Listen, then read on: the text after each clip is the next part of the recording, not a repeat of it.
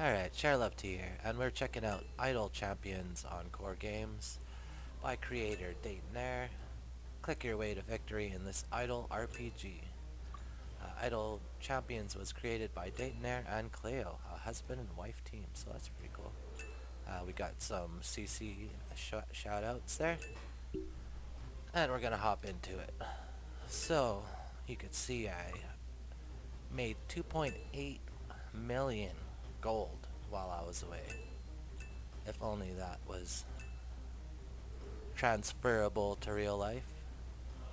So, when you start off, I believe you only have the one character, and then as you level up, you'll unlock all four. So it's not a huge cast of characters, but you can see they all show up on the screen here, doing battle for you.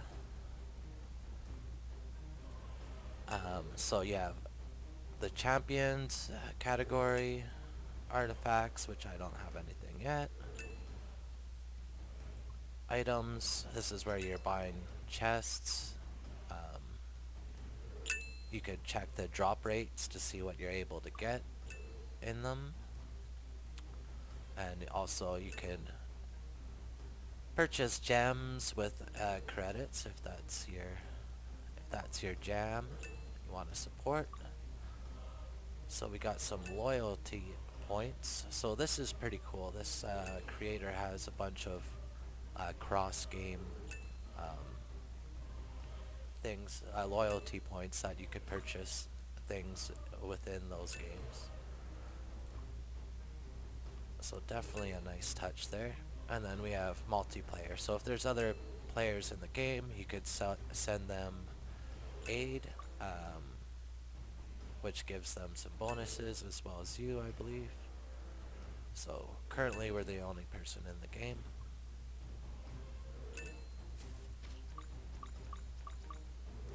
Alright, so this genre, I believe, is very polarizing. So a lot of people don't really understand the point of an idle game or a clicker game, because there's not a lot of actual gameplay to it, as far as being hands-on, you know?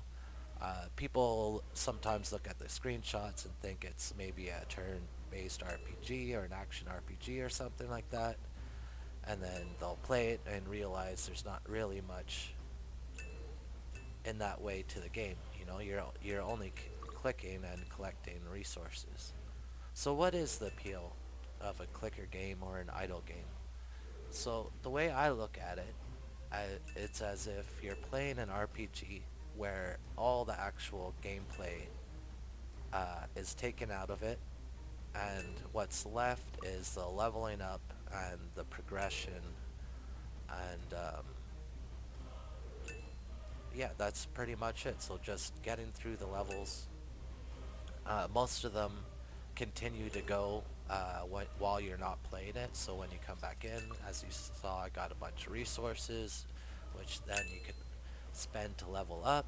Um, so it's a really hands-off game, but if you like leveling up, but you know you don't want to go through all the story and the cutscenes and have to fight the bosses and actually put in any work into the game, but you know, that this is probably your jam. So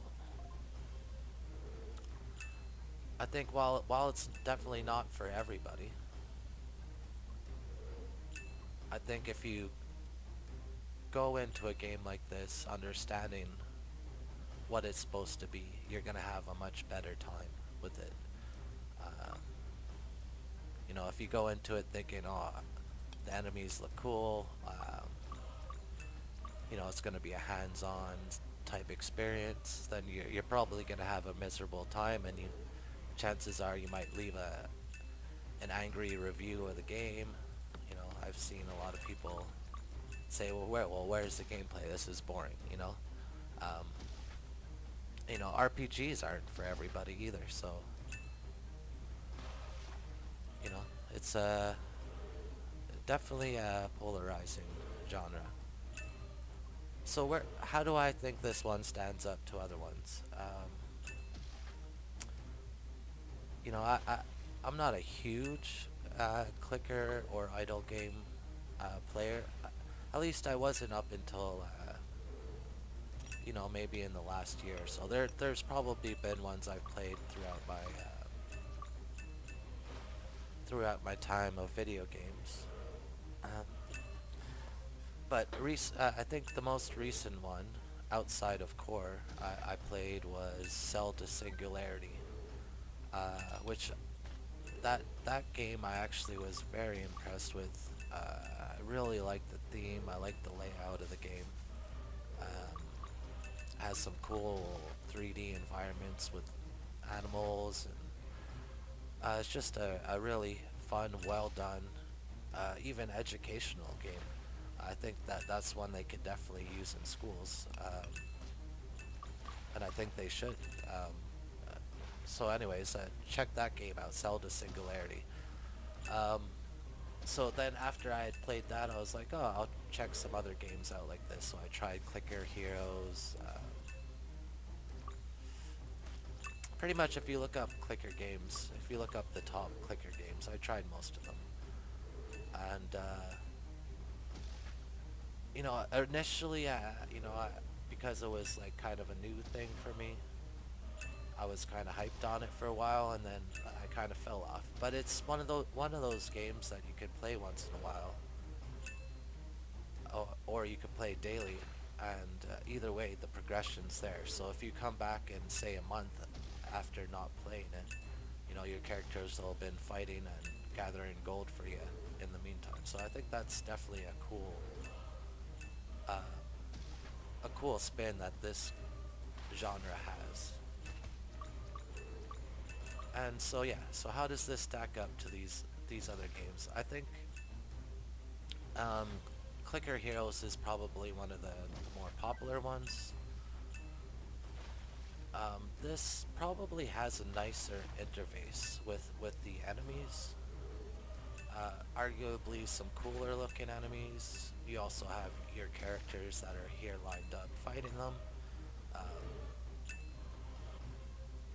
what Clicker Heroes has maybe more is a lot more characters that you could upgrade and unlock. But as far as fun factor, I think this stacks up to it. Plays very similar to Clicker Heroes, so definitely some inspiration there probably. But definitely one of the better clicker idle games I've played on here. There's a couple good ones.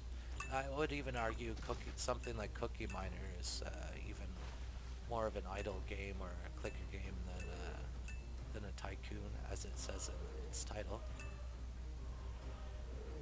Even like a lot of the mining games, it's a repetition. You're just whacking the rocks to get um, your resources. So it's pretty similar to a clicker game, except you're moving around a bit more, and it's a bit more hands-on. So I think it's less polarizing for people that were expecting an action game. But I mean, it's all preference too, right? For me, I find these games are quite enjoyable. I like the sense of progression. Um, and I like a game where I could easily be distracted doing something else, or walk away from the computer completely, and I'm not gonna die. It's like I don't know. It's a cool game genre. So yeah, check this one out. This one's Idle Champions on Core Games. Another fun game on here.